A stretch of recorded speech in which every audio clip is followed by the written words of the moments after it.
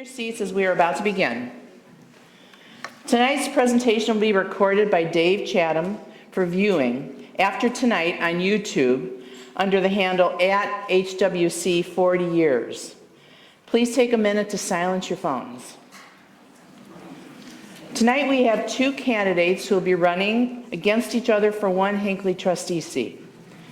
I'll be introducing both candidates. After the introductions, the candidates will be asked to answer 5 questions which have been prepared and sent to both candidates in advance. Before our first question, we'll do a coin toss to determine which candidate will answer the questions first. Each candidate will be given 5 minutes to answer. Please hold all your questions until after both candidates have answered all 5 questions.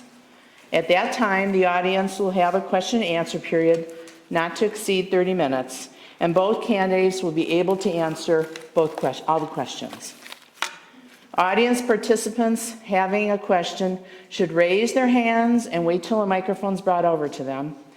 Questions will be limited to 1 minute each, should be in the form of a question, and comments kept a minimum. Responses should be brief, to the point, and be limited to no more than 2 minutes. To ensure we have a productive and civil discussion, questions that are rude or unreasonable will be denied. If questions or answers draw out or become off topic, the timekeeper will indicate your time is up by holding up her sign, which is right over there. All right, let's begin. Our first candidate is Miss Melissa Augustine. Melissa and her family have lived in Hinckley since 2003. Early on, Melissa became active at Hinckley Elementary School, where she had the honor to serve as both PTO president and vice president. Melissa has served as executive director she also received the 2016 Volunteer of the Year Award. Melissa has served as executive director for nonprofit organizations managing and coordinating national and international projects. Melissa was appointed as Hinckley Township trustee in 2017, then elected as a trustee in November 2019 to serve a 4-year term. Melissa has served as liaison for administration, cemeteries, fire, parks, police, waste management, and zoning, and took over the planning of the Memorial Day parade and ceremony in 2021. She was elected as one of 3 Medina County trustees to serve on the Medina County Planning Commission in 2022 and 23, and is a graduate of Leadership Medina County Class of 2022. Melissa is a member of the Hinckley Chamber of Commerce, the Hinckley Women's Club, the Hinckley Citizen of the Year Committee, the Hinckley Car Club, and the 2025 Bicentennial Committee. Please welcome Miss Melissa Augustine.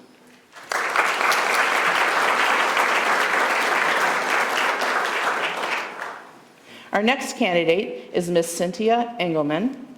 Cynthia has lived in Hinckley since 2011 in what many in Hinckley affectionately referred to as the Sobchak House. She and her husband, Greg, enjoy the 6-acre property with its 1920s vintage home and accompanying barn, and spend time on home projects, property upkeep, and their herb and vegetable gardening. More importantly, Cynthia and Greg enjoy spending time with family and priority time with their grandchildren. Cynthia, now retired, spent her 30-year professional career in information technology. She holds a Bachelor of Science and MBA from Cleveland State University and a JD Law degree from Cleveland Marshall. Cynthia is a member of the Hinckley Chamber of Commerce and the Hinckley Historical Society. Cynthia attends township meetings and has been directly involved with the township activities over the past 2 years. Cynthia served on the Comprehensive Plan Audit Steering Committee and was appointed as Zoning Commission alternate. She currently serves as a regular member of the Zoning Commission. Please welcome Ms. Cynthia Engelman.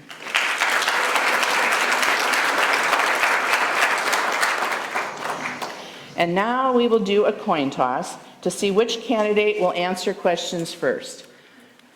Ann, you got your coin?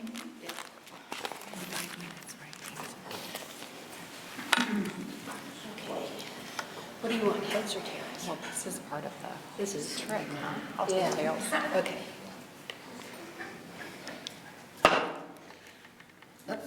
You got tails. You got. Okay. All right, I will ask a question and then I'll back up and you can start and then you can do yours, all right? Okay. Question number 1. All township, zoning, and trustee meetings are taped live and can be viewed later on the township website and columns for increased communication and transparency. So if elected, aside from increased communication, what do you see as your top priority?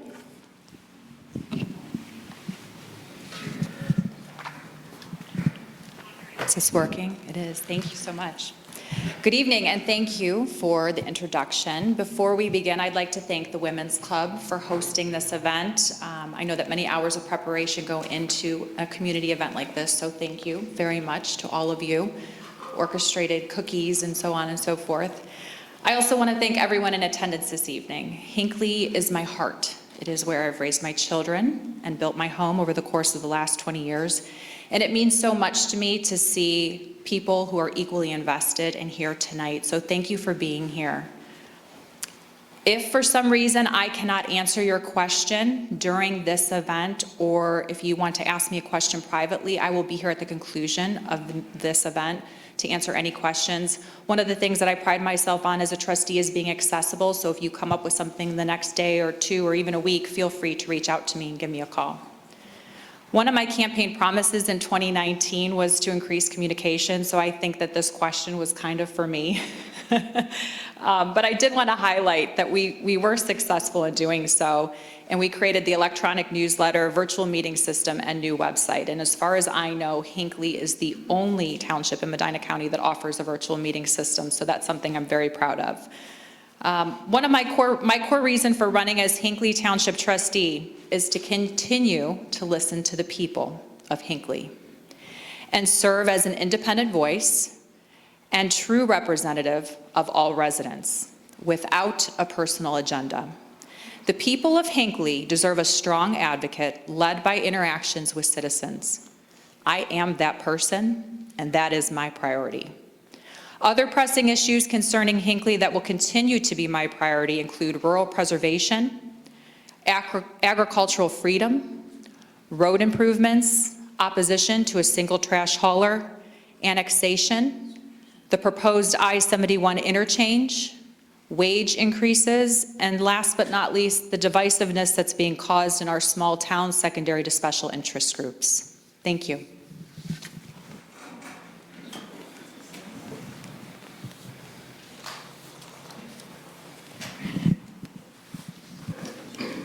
Good evening. And first, a thank you to our Savior Lutheran Church and Hinckley Women's Club for hosting this candidates night. Hinckley is my home for life, and for the many who have lived here their entire life, and for the many who have recently located here, we all share a common love for Hinckley, its small town character, its beauty, and its serenity. Keeping Hinckley residents informed on township business is a top priority. This requires a single source of information which is factually based and agreed upon by the Board of Trustees.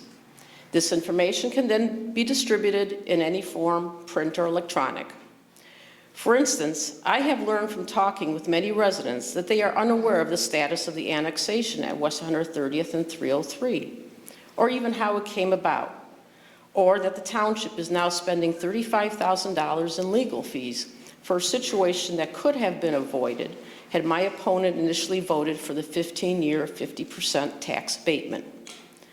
That was part of a CRA agreement post-1994, and that agreement was put in place specifically to avoid annexation. This serves as an example why it is important that the township keep residents informed directly and factually, and not necessarily rely on others to report for them. Additionally, Direct communications from the Board of Trustees should never be used as a campaign platform. This happened earlier this year at trustee meeting discussions. Rather than work with the board, my opponent eliminated the trustee corner and the electronic newsletter, which she just mentioned. Let me repeat that. My opponent chose to eliminate communication with residents rather than work with the board. In doing this, my opponent also went back on one of her 2019 campaign promises. For me, communication will always remain a #1 priority, as it should be for every elected official. And there are always ways for making communication better. So beyond communications, my next top priority is to spend the first 6 months of office doing a deep dive, gathering information and assimilating everything that the departments do and the intricacies of the township budget.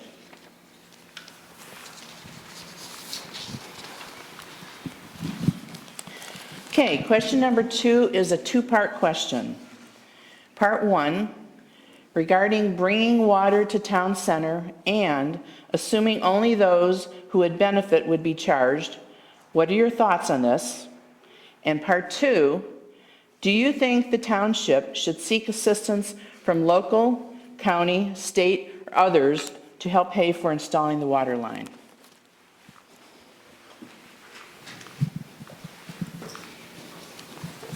We have a document called the Comprehensive Plan.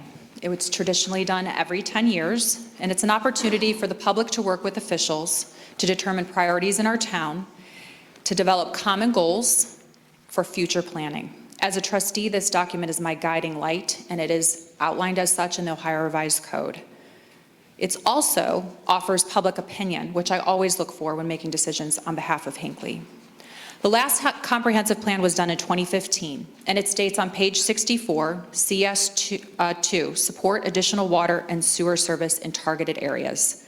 Action CS22, support sewer and water expansion in areas where existing septic systems are failing and public health issues arise, as well as where wells are insufficient. I will note that water and sewer don't go hand in hand, so we can bring in water without bringing in sewer. Now, I've listened to residents since 2017 on Ridge Road tell me stories about poor water quality. People cannot run their dishwashers or their washing machines when they're showering.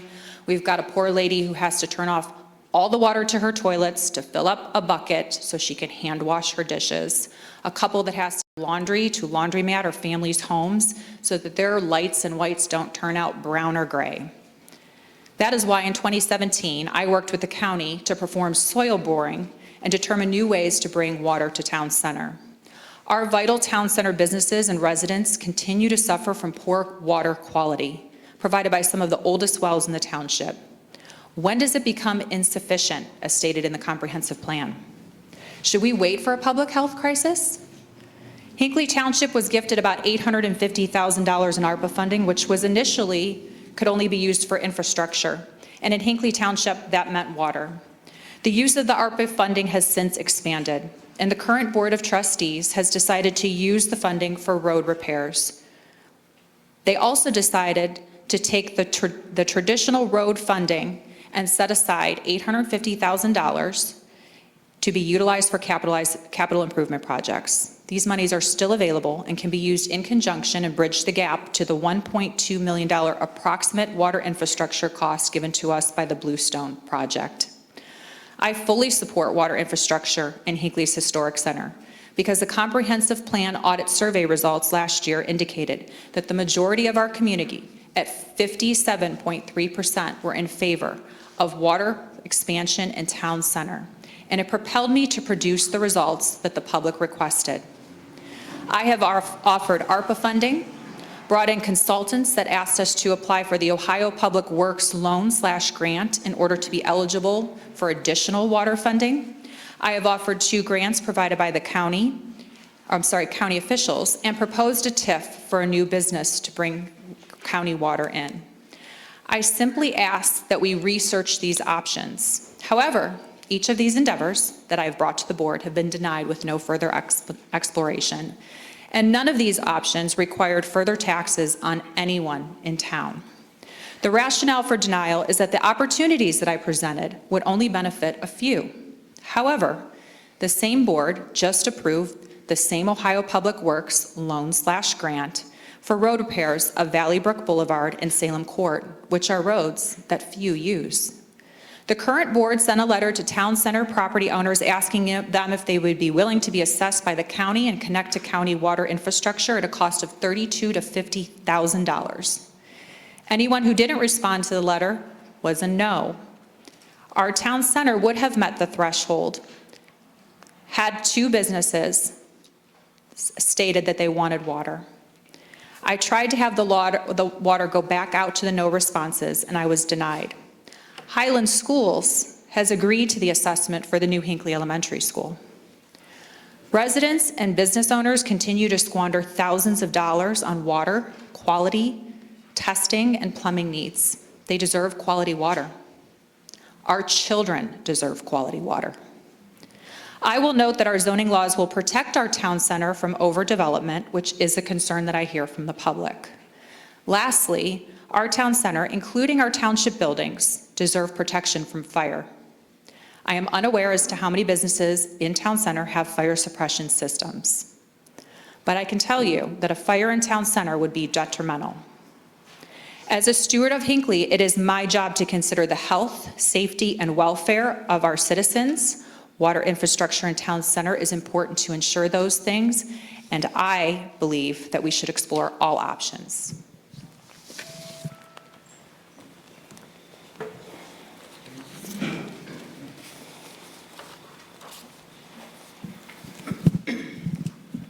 Bringing water to town center for those businesses would be a benefit to them.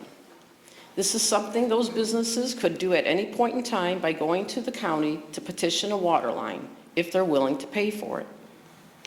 Using tax dollars from those who receive no direct benefit is not a fair ask. Grants are often seen as free dollars, but in fact, there are usually matching funds and the cost of grant writing that would again be using your tax dollars for the benefit of a few. TIFs, which stands for tax increment financing, and the emphasis here is on the word tax, again means using tax dollars to finance a project for the benefit of a few who seek to be repaid for their business investment. Moreover, TIF agreements are not simplistic and not risk averse, and would require ongoing resources and oversight from the township. Again, using your tax dollars for the benefit of a few. Importantly, one must look to the overall needs of the township before focusing on one specific question. Roads are a constant need, for instance, and residents expect the township to service those needs. The needs versus wants is an important question and distinction when determining how your tax dollars are spent. At some point going forward, there may be an opportunity for water that the township could consider. However, with two of the current trustees, the water issue could not be brought for a vote. While my opponent defines conflict of interest as an, quote, ethical decision you make on your own, there are, in fact, very strict Ohio ethics laws. My opponent has a conflict of interest with regard to water in the center of town. On the other hand, I have no conflicts of interest.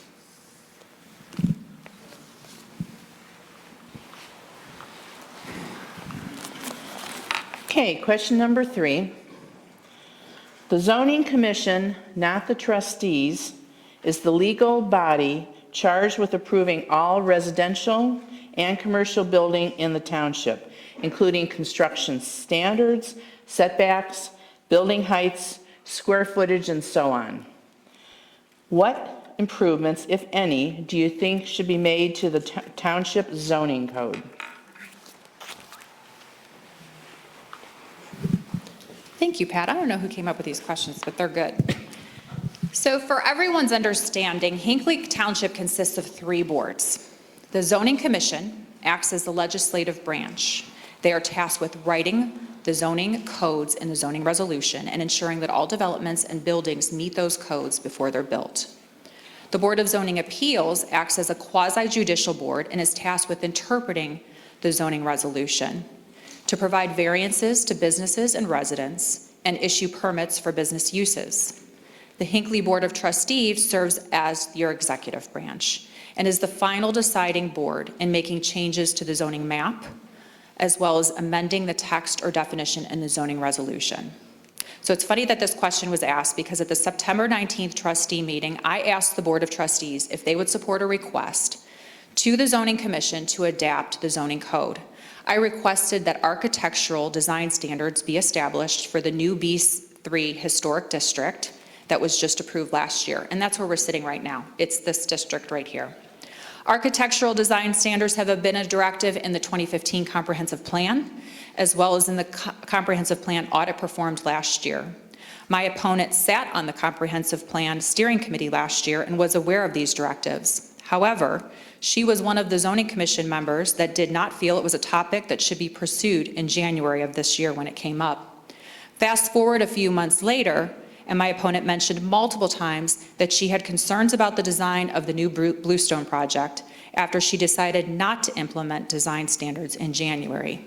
Now, although design standards will not be cultivated in time for the Bluestone project, I think it's important to follow the planning of the comprehensive plan. And as I stated earlier, the plan is designed and designated by the people of Hinckley, and that is my priority.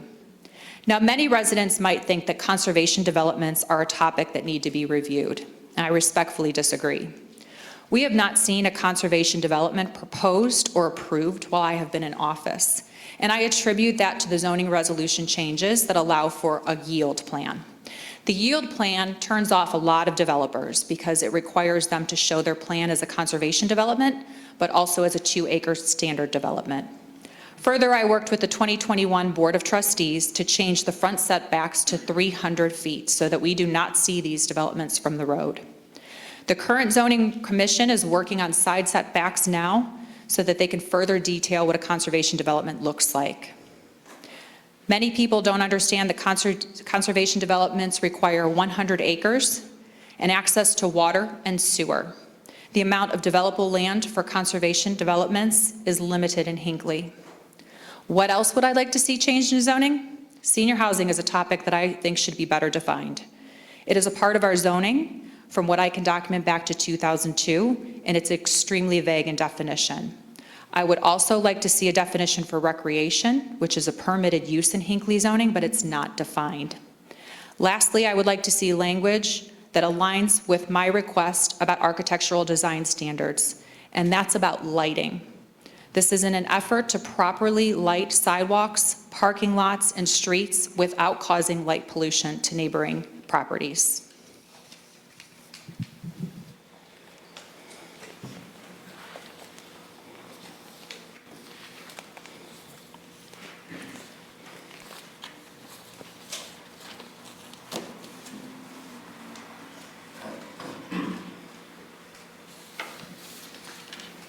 First, it should be emphasized there are two very important zoning regulations that contribute to Hinckley's special community character: the 2-acre per house minimum and the 100 contiguous minimum acreage requirement for conservation development. Hinckley should continue to hold strong to these two regulations. Results of the 2022 comprehensive plan audit indicated 69% want to keep that 2-acre minimum. 65% would like to increase 3/4 acre minimum in the smaller R2 districts. 73% want no more conservation developments, and 77% want no more senior housing in the business districts. Other things to consider are minimum lot sizes in conservation developments. There currently is a mathematical formula for relationships between lot sizes, but there is no stated minimum lot size specification. The R2 district 3/4 acre minimum should also be reviewed and discussed to see if it is feasible or not to increase it. Last year, I proposed to Zoning Commission that several statements be included in the zoning resolution for town center architectural style, such that architects would understand the style desired and still have the freedom in design creativity for their projects. Architectural review boards are another tool. However, they can become very restrictive and require an architect to serve on the board. While Zoning Commission reviews development plans to ensure they meet zoning, the heart of Commission's work is to recommend to the Board of Trustees changes to zoning. And it is up to the trustees to approve or not to approve these changes. The comprehensive plan provides a guideline from which zoning flows. My opponent frequently cites the comprehensive plans as a mandate. Yet in the very divided zoning commission recommended to the trustees to rezone several parcels from residential to business near the West 130th and 303 corners. My opponent voted to approve the rezoning without discussion, despite the zoning chairman's own admission that the request seemed to go against the comprehensive plan. And this gave birth to the new senior rental apartments. The trustee's role is a very important part of how zoning rules are formed and how well those rules are followed. As in these cases, the trustees have the final say.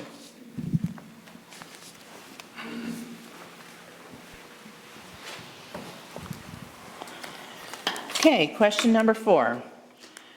A preliminary plan introduced by property owner Sean Gaffney of Hinckley for a 9-acre parcel located in the center of town would include such items as a top-line restaurant, businesses, mom and pop stores, walking trails, and perhaps an outdoor amphitheater. Are you in favor of his proposed development?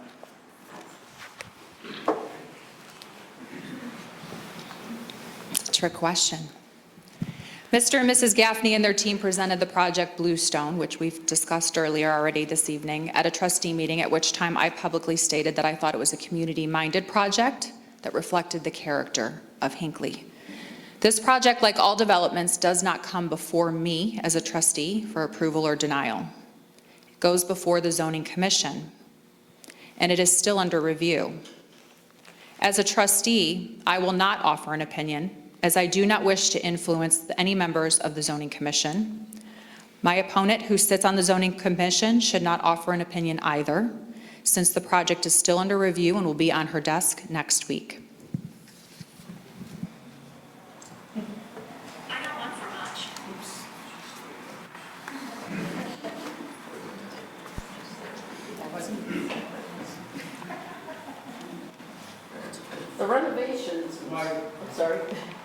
The renovations to the donut shop and the barber shop building have been wonderful improvements in town center. And it's always nice to look forward to other improvements in town center.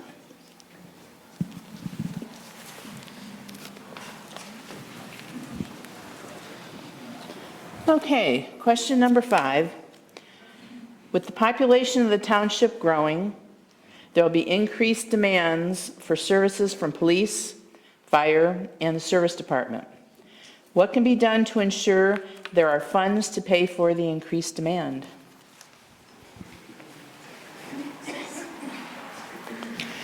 To ensure funds are available for increased demand is not new to me. It requires consistent communication with department heads, fiscal officer, and trustees in preparing workable goals. My experience as a trustee and working with 6 trustees over the course of 5 years of service in Hinckley Township afford me the planning and communication skills necessary to maintain competitive wages and plan for expenditures. Additionally, I maintain communication with other municipalities. So when items like this are being discussed, I often just pick up the phone and will have a conversation with a trustee in another township in Medina County to determine trends. We have seen a tremendous decline in grant applications over the last 2 years in Hinckley. For instance, as fire liaison, I worked with the fire chief and an outside grant writer to facilitate funding. We garnered about $300,000 in grants over the course of 2 years. This is a resource that we need to continue to pursue on behalf of taxpayers. Although the township has no say as to value of property and does not serve as a taxing agent, we have seen an increase in property taxes in Medina County and will add that to our Hinckley Township budget. Should water infrastructure be brought to town center, there would be another opportunity for additional increased property taxes.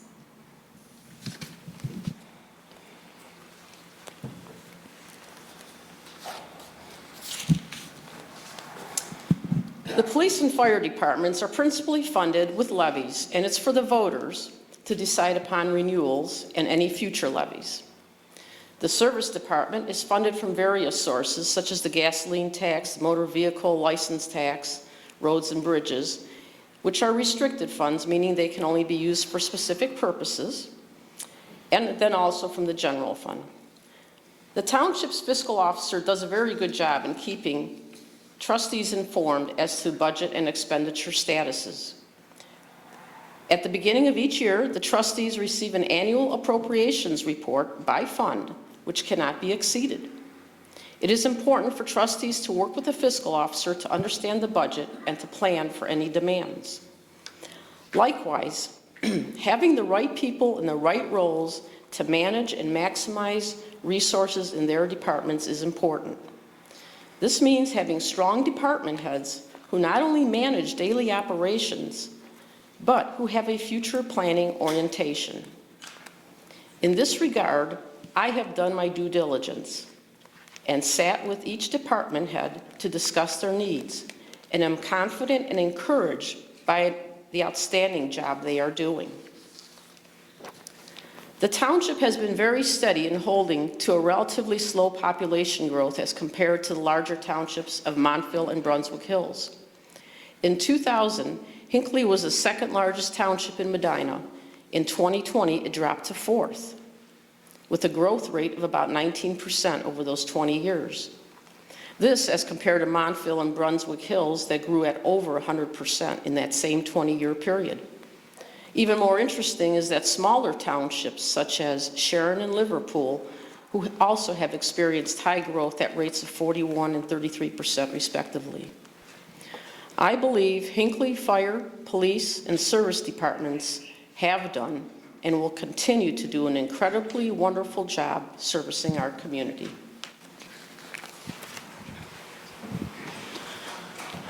Okay, now we're going to take questions from the audience. If a question is directed to one candidate, the other candidate may choose to also answer following the first response. Please remember to raise your hand. Questions are limited to 1 minute each. Responses limited to 2 minutes each. Okay, so anyone having any questions? And I'll ask you to just come up to the, okay, and wait for a mic to come to you. And you can come up here as you want to answer. I'll hold it. Oh, you'll hold it. Hi, I'm Nancy Abbott, and I have a question. Again, it's the water to the center of town. I know that we had one study made by the Gaffney family, which said they could bring water in from a direction to the center for $1.2 million, or thereabouts. The county sanitary engineer did a full study and came up with $2.3 million, or thereabouts. Why is there such a difference from the Gaffney family's civil engineer that did a project and the county sanitary engineer that actually talked about rock? But why is there such a difference between the two estimates for bringing water in? Because $800,000 toward 1.2 is not so bad. $800,000 toward 2.3, I don't want to have to pay the difference.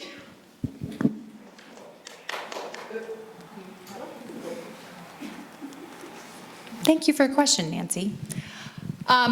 I think there are a lot of different variables with this. So first of all, if you want to have a conversation about Mr. Gaffney's numbers, I think that conversation would have to probably happen with him and his engineers. The numbers that we got from the county were estimates that doubled from 2019 or 2020 when I first had the conversation. It was night and day.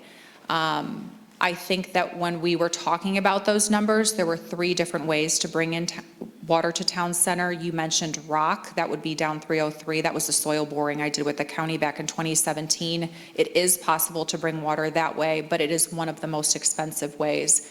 I don't believe that is the way that Mr. Gaffney is using, so that will be a part of the conversation. Obviously, it would be reduced if he was to come in from the assessment the easement that's up by the church.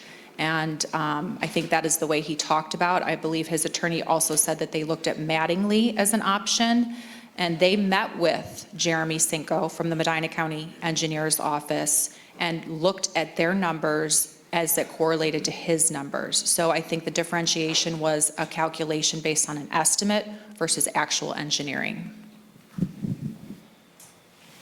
I recall the discussion taking place about the numbers, because I attended just about all the meetings. And the first question that was asked is, are we comparing apples to apples, or are we comparing apples to oranges? And at this one meeting, the path, the route that the Gaffney project was suggesting was unknown. So it was very difficult to compare their number to the options A, B, and C that was already provided by the county engineer. Okay. I have a follow-up then. Okay, go ahead. You have to wait for the, So, at this point, we are not considering using township money or ARPA money to bring water to the center of town. That is not on the table as of, today's the 28th of September. That is correct. do we have any other questions? Okay, wait for the mic. Hi, Christina McVeigh, Hinckley resident. So this question is actually for both Ms. Augustine and Engelman. We touched on it a little bit earlier this evening. I think the majority of residents will agree that grants are very important to our township and how it runs and how it benefits the residents. So my question for both of you is, how many grants have each of you had experience in writing, proposing, and getting approved? That's a great question. As an executive director, I was writing grants routinely, and I was an executive director for well over a decade. That is a pinnacle in all nonprofit organizations. With that experience combined with my experience in Hinckley Township, and mind you, I even helped assist Mr. Ray Schulte, who was a former trustee, with grants when I wasn't even in office. I probably have experience writing well over 60 grants. In my professional experience, I've had the opportunity to participate in grant applications. I've never had to be the primary author for a grant, but I understand what the process entails and the amount of work and the amount of commitment from the community that's usually incorporated with these grants. Do we have another question? One in the back? So just to clarify, if you were elected trustee, you would have to work with attorneys or pay grant writers to assist with your grants, correct? Well, that is in fact what the fire department has done with the couple $100,000 grants that Ms. Augustine has referenced. They actually have a grant writer that does that. The grant writer did write 2 grants, and we received 1 of them, but we regularly write grants. And actually, I have to give props to our fire chief because he does many of them on his own. Okay. Kathy, we have one in the back there. Oh.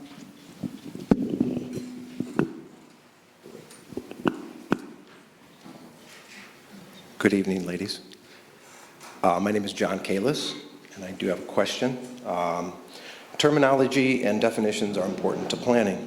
Since the comprehensive plan audit and attempt at rezoning the old Hinckley Elementary School, I have heard 2 words with very different meanings used interchangeably to describe the future growth of Town Center. Those 2 words are enhancement and expansion. As we await the redevelopment project making its way through the planning process, I think one thing that we need to know from each candidate is, do you support the enhancement or the expansion of Town Center in the near future? And the answer cannot be both.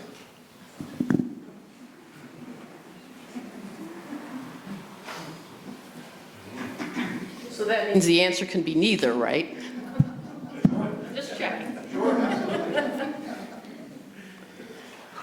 Well, I guess I'll go first. John, that's a good question. And honestly, I'm going to break your rule and say both. We can enhance our town center with water infrastructure. We can enhance our town center with beautiful lighting, sidewalks, trees, and make our town center a quaint reflection of the amazing rural community that we live in.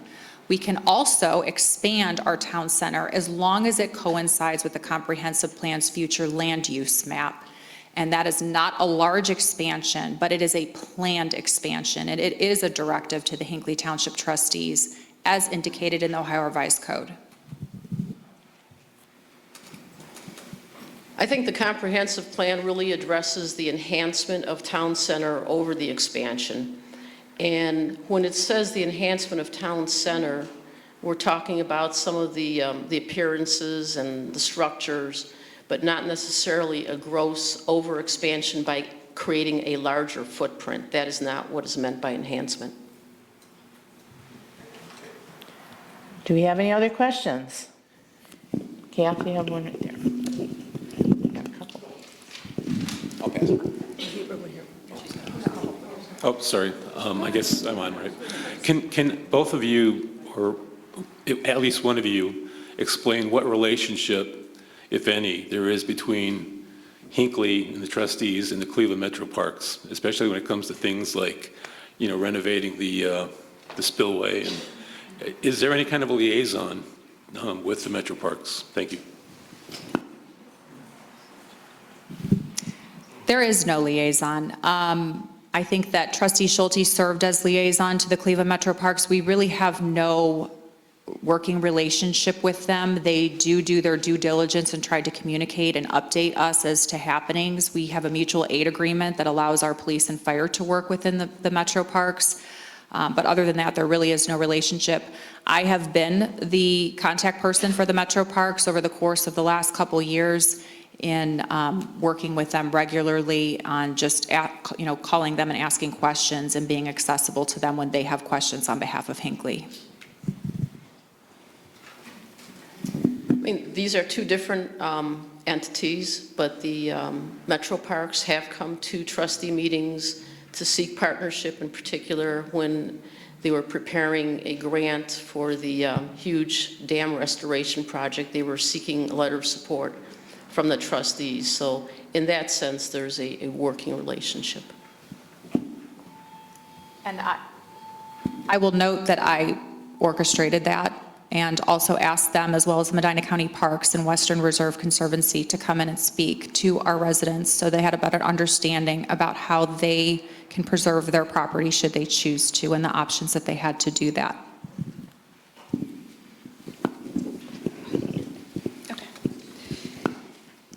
Thank you. Okay, so my question is really about where we're getting our information and how residents are being presented information. I would like to ask each trustee to provide information on the water project as it relates to the information the township and the county actually has, because I continue to hear information that's being cited from Bluestone, which is a developer and somebody that is financially, potentially stands to benefit from the water, with discrepancies in the cost as well as the survey results. Just to fact check, the 1.2 number has never been submitted to the township or the county. I sent records requests for those figures and have not seen anything that would prove that those numbers actually work out. So why are we discussing figures that have not been submitted to the township or the county for review as far as the cost of water? And when we look at the survey results, looking at 27 individuals saying yes out of 154, that's 17.53, or that's 17%. We need a lot more than Please 2 conclude. votes to get to 50%, so please explain why information from a developer is being used rather than a township or county information. Thank you for the question, Natasha. As far as information goes, and my opponent alluded to this, I did stand in conjunction with Trustee Sweattick in stopping the trustee corner, as well as the electronic newsletter. They had become repetitive in nature, so our primary source for all of our residents is the website. And that is where the best information can be found. We also have YouTube videos of all of our meetings. I know you guys don't know about these videos, right? You don't sit and eat popcorn and watch these. As far as the $1.2 million, that was quoted to me by the county in 2021. That is not a new number. And I also think that as far as the votes go on the survey, you know, to save 57.3% is not a lot. I think it is. And I think that if we were to vote for trustee and have a trustee win by 57.3%, that's still a win. It's 17%, not 57. Where are you getting 17% from? 27 divided by 154. Well, that's not what we have. We have a result that shows 57.3%. That is not verified by any of the survey information. What's the numerator and denominator that you're using? That is a number that came to us from the planning company that helped assist us based on how they entered all of the information when it came in. 57.3% of the people of Hinckley wanted to see public water expanded in town center, and they also wanted sewer. Might I jump in here to clarify? I believe that Trustee Augustine is confusing the two different numbers from two different surveys. The 57% came from the 2022 comprehensive plan audit, and the 17% that you referenced came from the letters that were sent to the property owners in town center. Correct. So 17% of the people that are going to benefit from water have said that they would pay for it. The remaining over 80% said they do not want to pay for water being run to their own property. So why would residents that are not even going to have access to that line paying for a line that somebody didn't even want to run to their own property? Thank you for the clarification, Cynthia. Okay, so the 17% that you're speaking of takes into consideration 3 water options. It was never broken down per option. So we had option A, B, and C. We don't know the percentage for option A. We don't know the percentage for option B, nor the option C, because it was never broken down that way. And if we were going to be smart about how this was to be handled, we would have broken it down by options A, B, and C to determine which one was most viable, right? The other thing to consider, as I said earlier, was a no response was considered a no. And we had people that called me and said, I was on my honeymoon, I missed it in the mail, different rationale for why they didn't respond. And it wasn't that they didn't want to, it's that they missed the opportunity. So I advocated for those voices. Additionally, I think it's really important to note that we were darn close with Town Center, with our B3 district, in meeting almost 50% of that. And had we had sent the letter back out to those no responses, I think we would have met it, which I was denied that opportunity. What was the numerator and denominator for that specific route? Natasha, we have other questions. We're going to have to go to some other.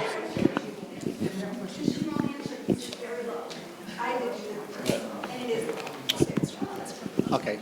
It's for Ms. Engelman. In December of 2022, you were asked if you could fulfill a 5-year term on the zoning committee board. How would you be able to fulfill that if you are elected trustee? I'm sorry, could you just repeat the very first part of your question? I said in December 2022, you were asked a question on an application if you were able to fulfill a 5-year term without any interruption on the zoning committee. You answered you could. How would you be able to complete that if you are elected trustee? Well, I would have to resign the positions in order to move to the trustee position. Can I just add really quick to that? I'm sorry, Dave. And thank you for mentioning that, because Ms. Engelman committed in that interview to the 5-year term for the zoning commission. And the reason the question was on the interview slot was because we have a very young board with our zoning commission, unlike our BZA, who's been together for 7 to 9 years. And a month later, my opponent announced she was running for trustee. So my follow-up is, if elected trustee and a better position is presented to you, would you take that position also? Well, that's an excellent question, because do you know that while she was serving as trustee, Melissa Augustine quietly applied for the county commissioner position that was out there at about that same time frame? I didn't ask her, I asked you. Well, I would not be doing that. My home is Hinckley for life. My only goal here is Hinckley and Hinckley trustee at best. Thank you. May I follow up with that? I absolutely did apply for the county commissioner spot. I thought if I could serve the county in the capacity that I've served our town and stay in the town that I lived, wouldn't that be a dream? And I didn't get it, and it was God's timing because my mom was diagnosed with pancreatic cancer a week later, and she passed the week after she was diagnosed. So I'm right where I'm supposed to be, right here with you in Hinckley Township. Of course, the interesting conundrum that would have presented is that you would have had two commissioners from Hinckley. Okay, do we have another question? We have one on this side. Yeah, I'm Chip Bodnovich. I have a question for both the candidates. It's a yes or no question, should be pretty quick and easy. Do you have any friends or family in land or property development? The answer is The answer is no. I do not have any friends or family in any type of land development. I have acquaintances because I know a lot of people in Hinckley. the answer is no for me. We have any other questions? Oh, we have one over there. Earlier, to begin the presentation, you had mentioned special interest groups. Can you define what you mean by that and what special interest groups are out there? Absolutely. A special interest group is a group that is working to change legislation within their government. And I think that's a very simple way to say it. There are two groups that have consolidated into one in Hinckley Township. I know that many of you belong to the Keep Hinckley Rural group, and it was a great group. I invited Matt Riley to a township trustee meeting. I wanted to hear what he had to say. He has since moved on and relinquished his database to Protect Hinckley. And Protect Hinckley has been quite divisive in our town, and more specifically towards me, with character assassination within the past 2 years. And I believe that my opponent is the candidate for that group, which is totally fine.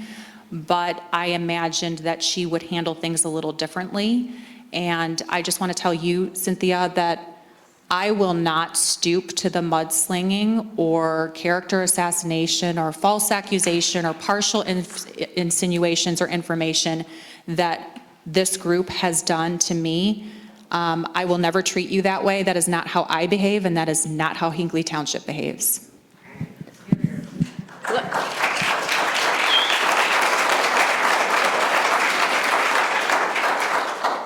Number one, your belief is incorrect in that I am representing the Protect Hinckley, or whatever you're trying to insinuate that I am part of that group. I am not part of that group.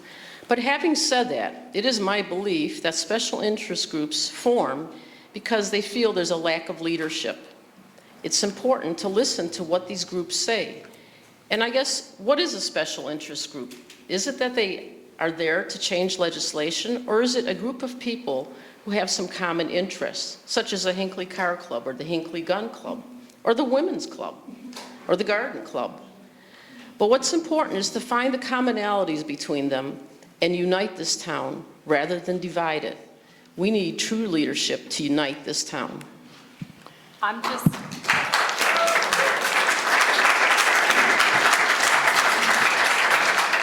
I just think it's interesting that you're not the Protect Hinckley candidate, and yet you just read that from in front of you as if you knew that Mr. Bialowski was going to ask that question. Well, I think we need to. Nobody knew I was going to ask that question. I just came up with it. It's right in You're front of talking about character assessment. right Please, in front of her. please sit down. We're not taking any, we're going to cut this short if we're going to have any more dissension. Okay, so do we have any legitimate questions? Okay, we have one in the back. Oh, thank you. My name's Michelle Zelazny, and I've been a resident of this beautiful community for 35 years. And I love the rural nature of Hinckley. Melissa, my question is for you, but because I don't know how your opponent feels about this, but it's the single hauler trash problem. I don't want to open up a Pandora's box. And I know there's a lot of negativity online because I see it and I follow it. I really appreciate the fact that there are trash receptacles out only one day a week. That the rest of the days, we have our rural nature preserved. We don't have trash every other day for some different companies, and we don't have trucks hauling trash up and down our road. So I would like to know why you are opposed to the single trash purveyor. Well, thank you for the question, Michelle, because I'm not opposed to the single trash hauler. I stated back in 2019 when the trustees were signing the contract that I think they should have done a better job in listening to their constituents, because I feel that the community as a whole at that time was not in support of it. Since that time, I have fielded many a question. I have dealt with Kimball myself. I've been the liaison. It's not rocket science. They're not 5 different haulers going to 5 different streets on one, or 5 different drives on one street trying to determine whose driveway they're servicing. They just are supposed to service every single driveway. My biggest issue with the Kimball contract really is that we are the middleman as the township, and we are forced by contract to assess property owners who don't pay Kimball. And I do not like that. I do not feel that we should be a collection agency for any company. And so I think that it's really important to note that what we did recently was we sent out a survey, and I supported that completely. I think it's an important part of our process into determining if we should move forward with a single trash hauler and what that looks like for Hinckley Township. I believe I heard in your opening question, the answer to the opening question, that you stand for, that you are opposed to single hauler trash, that you remain in opposition to that. But there is a survey that has gone out, and depending upon the outcome of the survey, I think that's going to provide the direction that the township's going to go in. Do we have any other questions? We're getting close probably to our 30-minute time limit, I'm guessing, but we can probably take 1 or 2 more. My question, my name is Garrett Robinson. My question's with the uptick in the renters and the Airbnbs that are going on in the township. I personally have 9 rental houses by me, and I've been having a lot of problems. So I don't know if other people do, but is there special laws or special things that the township can do for the Airbnbs? Are they managed? Do you guys tax them different? Are they, I mean, different from the regular people that reside in our houses? There's nothing that separates those Airbnbs from anyone else. And there are a couple different components to this conversation. The first thing is keeping Hinckley rural, to me, means freedom. It means freedom to shoot your gun, to have chickens, to rent your house if you want. The zoning commission did explore this issue and determined that they would hold off because legislation was happening in Columbus. I do not know where that conversation is now with the zoning commission. At the time, they had tabled it in hopes to get some type of a response from Columbus first. We do not have any special fees or anything associated with people who have an Airbnb. That is a very difficult question to tackle. Quite often, the biggest complaint is perhaps noises because there's parties or whatever late into the night. And in that situation, that's something that would have to be addressed by contacting the police department to, look into. Okay, do we have any other questions? We're going to be winding this up here shortly. Okay, it looks like we're done. So this concludes our evening. Thank you all for coming. Please help yourselves to more desserts and beverages. And I believe the candidates will be around for a little while if you want to talk to them directly. Is that true? Okay, yeah, they'll be here if you want to talk to them.